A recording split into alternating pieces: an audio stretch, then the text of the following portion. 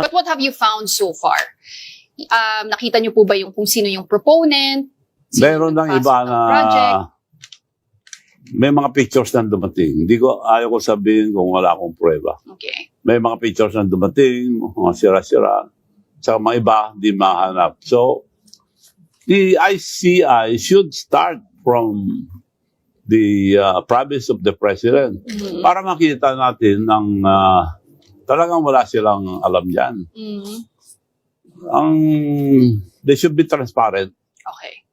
Pero yung Discayas Gov, you mentioned, di ba? Yung they got billions worth of projects, kasama na rin ang Ilocos. Ano po ba? May link po ba ang Discayas sa mga Marcos? Because so far from the investigation sa Congress, Hindi ko sinasabing meron, pero silang paborito nila eh. okay. So kung paborito mo yung tao, kilala mo. But of course, I don't know if they're admit it. Pero bakit marami silang project doon? Dalawa lang. Yung mayor, bagong panalo, 6 billion ang nakuha niyang project doon sa Ilocos Norte. Okay, so what you're saying now, Gov, is simulan muna nila yung investigasyon sa sariling, In their own backyard. in their own backyard, correct? Yes. Okay.